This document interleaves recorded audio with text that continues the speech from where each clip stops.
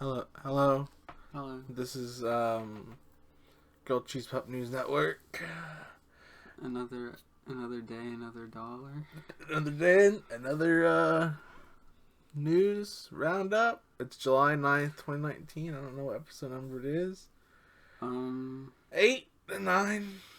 It's not 10. I don't think it's hit double digits yet. We'll have to do something special for 10. We'll do something special for 10.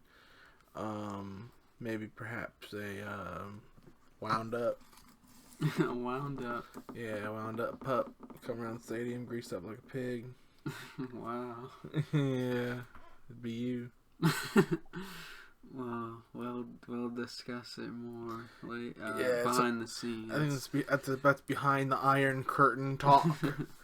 The USSR was the Iron Curtain. This is show business. Yeah, and the Iron Curtain, Berlin Wall. So that leads us into the first subject. Timon and Pumbaa and things related to Timon and Pumbaa. Well, first off, you got, Hakuna Matata.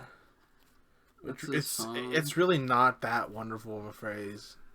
I'm not saying it's bad, but I know they mean it metaphorically, like our life philosophy, our way of living life, which isn't a philosophy, by the way. Yeah. I mean, it is in a very specific sense, but they go too far with the usage. It's our philosophy. Write a scathing criticism. I don't have to write it. I'm saying it right now. They're well, you should. They're imbeciles. They're imbeciles. But yeah, I should publish it. But the thing is that isn't the Warthog, isn't he stupid? What's his name? Pumbaa. Isn't he a dumbass? Yeah. And Timon, he's like, oh, he's a slice. He's like a slightly smarter dumbass. So they're both two dumbasses. Yeah, it's like SpongeBob and Patrick. Oh, so it's that kind of dynamic. I think so. Okay. Maybe. I don't know. Okay. I need to watch. I think they had their own show. And I watched. They had their own show, and they also had their own fucking movie, Lion King 1.5, bitch. Yeah, I remember seeing the trailer for that on a VHS I had, and I was very confused about what Lion King 1.5 was. What was the VHS? I don't remember. It might have been Aladdin. Maybe it was like a later edition where it had the trailer. It was some, I don't know. Lion King 1.5 came out in that 9/11 era. Yeah, but I think it was the Aladdin the VHS of Aladdin that was Diamond Classic Edition. So it might have been later. Oh. You got the reissued Aladdin VHS. Yeah. To watch on your on my tiny little TV. On your little. I had a VHS player built into it. On your PlayStation 1 with the screen. I mean, I would play. That was the little TV in my room. In PlayStation 1, I played downstairs. Why is every object you own little? I don't know, cause I can't use big objects.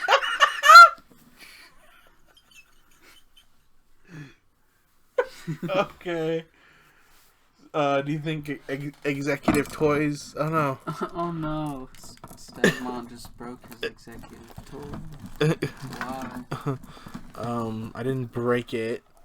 He dismantled it accidentally, but reassembled it. So, they're also known as Newton's cradles. Everyone. Oh, I was gonna ask them to guess what it is. Oh, what do you guys think this is? It's a Newton's cradle. If you guessed that, you're right. So, the one thing that came to mind is, why is this called an executive toy? I feel like I've only heard that from Animal Crossing. I think it's a toy you would see in some rich person's office in the 80s. It must be some Japanese thing. Yeah, you're probably right. It must be some Japanese thing because they don't know who Isaac Newton is. I don't know. Maybe some of them do. Yeah, but maybe not the creators of this toy. They're like, Newton? Like, maybe they just, like...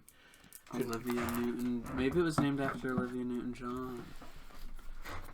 Why, though? I don't know. Because Physical? Maybe she invented it. Didn't she do that song Physical? I don't know.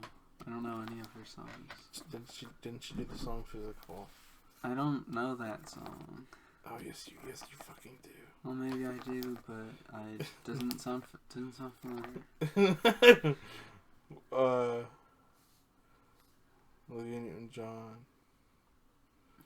I like the name Newton because it makes me think of newts. Why not Fig Newtons? I don't like those. Why? I don't know. Got that jam in the middle? Yeah. You don't like that jam in the middle? No. Hmm. I'm anti-jam.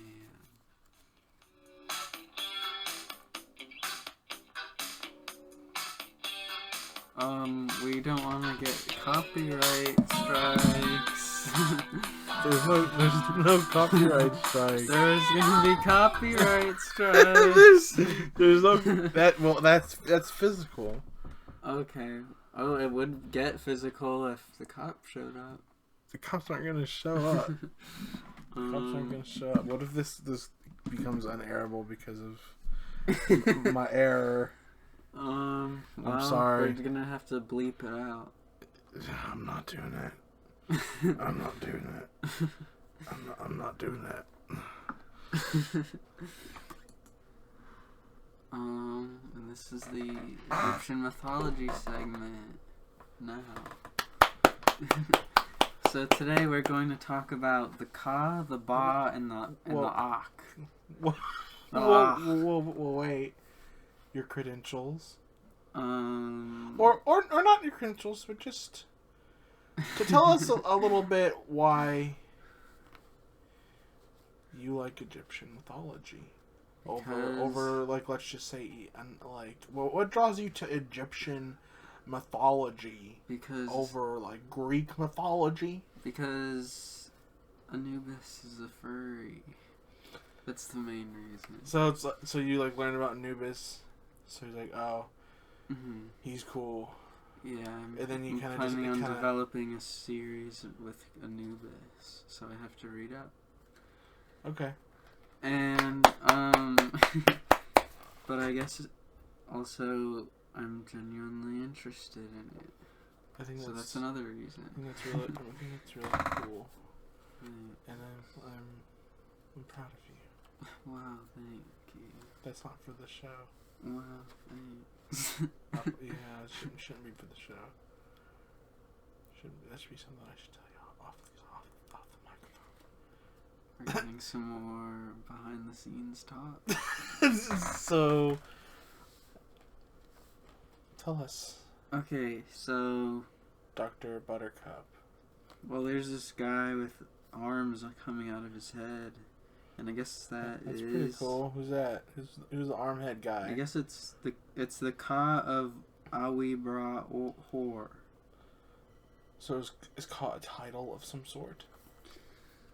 I guess the Ka is a life force. A person is... I'm reading this directly from a book. I'm not just saying this. No, they have lecture notes prepared. A person was made up of 5 parts, which included 2 physical characteristics, his name and shadow, and 3 invisible elements. The Ka, life force, the Ba, similar to personality, and the Ak, spirit. So Kas have arms coming out of their heads. So there is some philosophy in there. See, I told you that it would probably be under the mythology section. Because you clearly see there's a tripartite division. We're also going to talk about Bastet, the cat goddess. Tell us more about this cat. It was drawn on papyrus marshes. What was strong? Or no, papyrus marshes was where papyrus grew, and it was home to a variety of birds and geese. No cats. No cats. Where's the cat? Where do the cats come doesn't in? mention any cats. Where do the cats come in? Am I right, guys? Well, I guess cats catch the birds, and I guess Bastet is one of them. That sounds like you're making it up.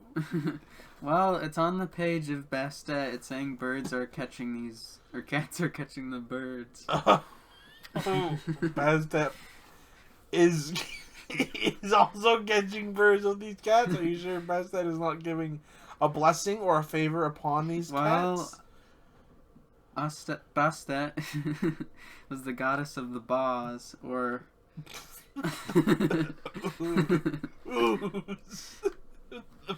Why are you bringing ooze into this? The baws. Oh, does it sound like raws? Yeah.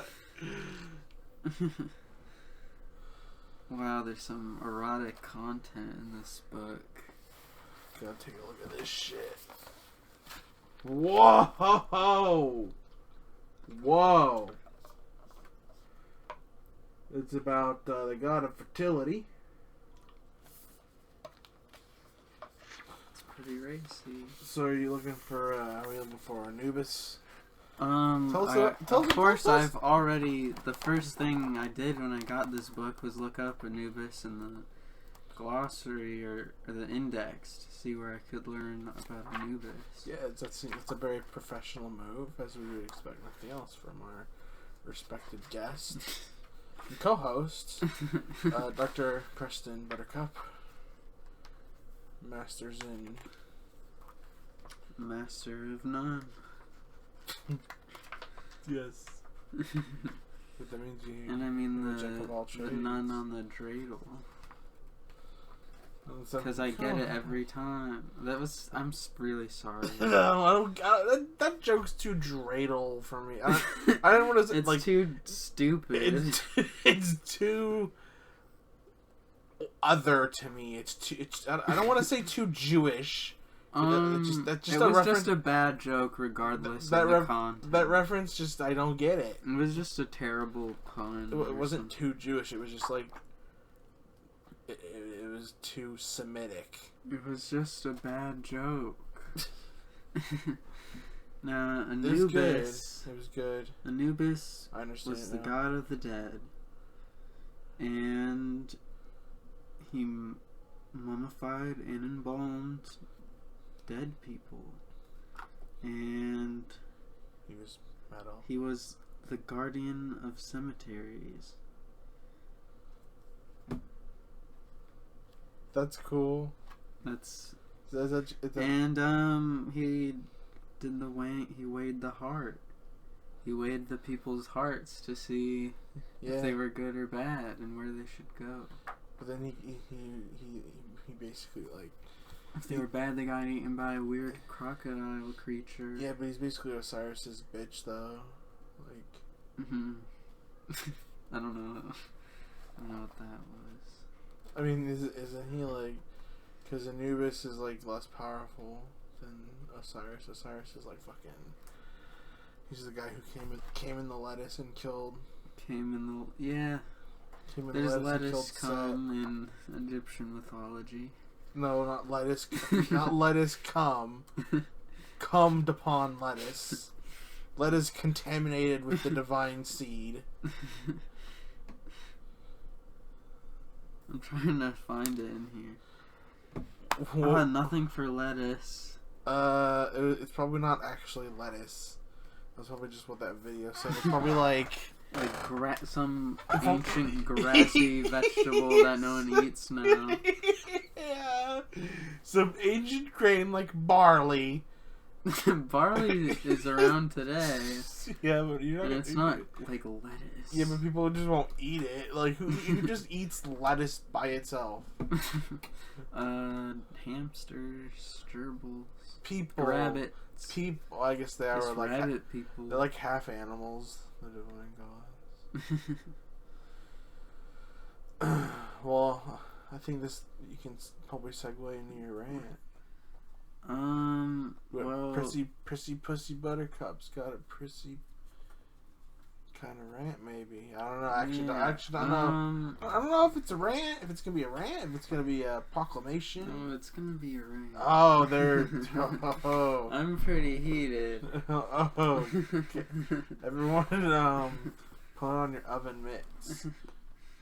Because I'm gonna rant about lettuce. Oh shit! I'm pretty heated about lettuce. I knew it was coming at the moment I mentioned lettuce. Yeah, I'm very mad about lettuce. Let me tell you. Yes. Tell us about lettuce anger. Well, lettuce anger is actually what I have. That's why I'm so mad about lettuce. Is that like a DSM diagnosis, lettuce anger? Yeah. So Well, I was really diagnosed by Ask Jeeves. Oh. I just went in and typed, "Why am I so mad at lettuce?" and that's what it said. Okay. That's what Jeeves told me. Well, Jeeves is respectable looking. Yeah. So, okay.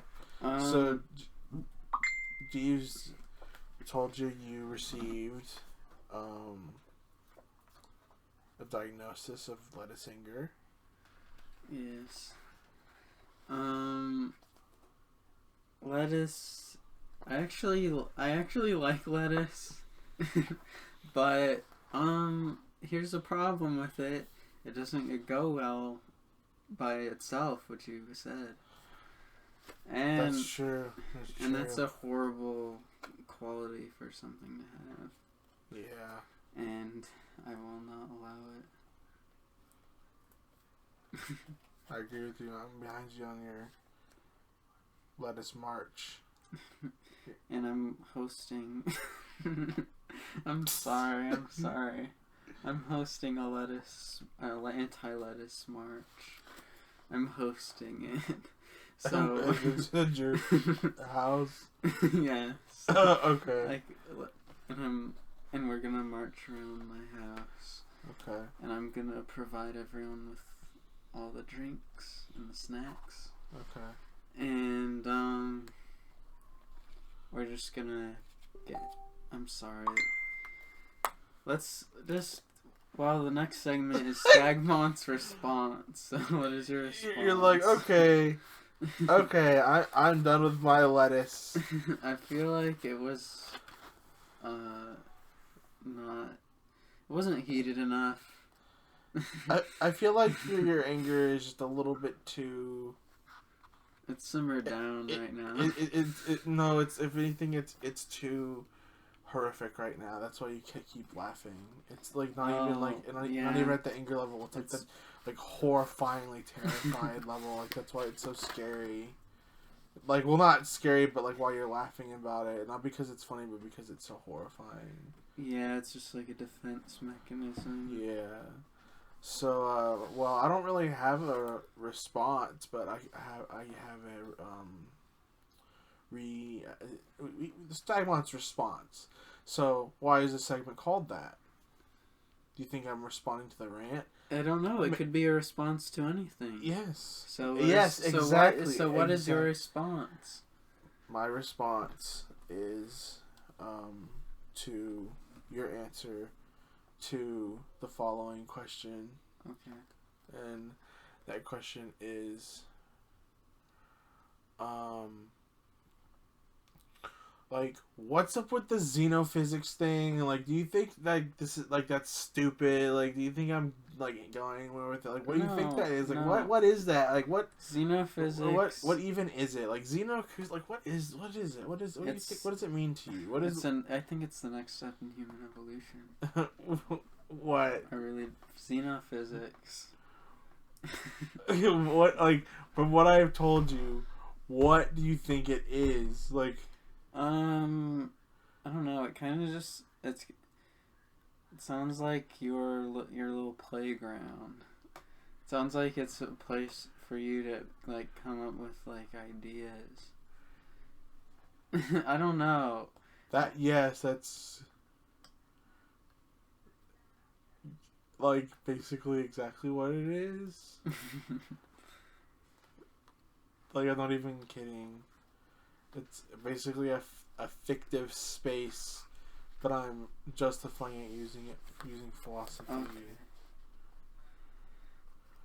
But the fiction can't be doled out from what's actually theoretical if I use the theoretical knowledge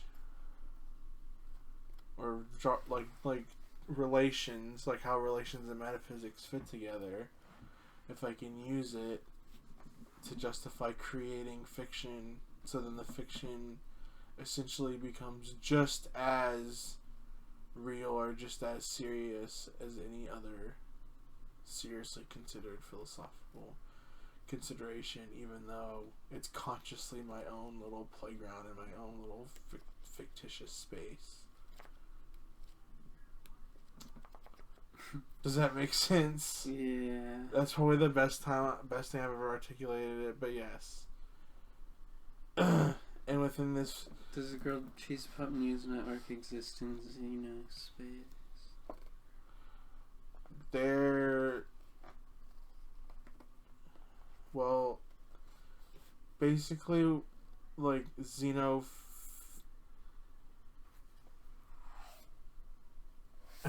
the Xenoverse is like we're The Marvel Cinematic Xenoverse. this I don't know it. Does it exist? Yeah, it exists. It exists because my little playground Xenophysics exists both inside and outside reality.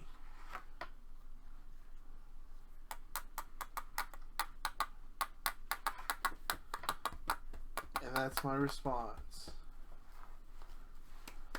That was horrible. I hated it. No, it was a wonderful response. That was the best response I've ever heard. Riffing around. So now we're moving on to our next segment, riffing around. Well, it's something that exists. What do you think of cold coffee? don't like it was hot and then it was cold. That's true. I had to have once No, been hot. like, is it like from a hot coffee machine? It's turned cold over time. Yes.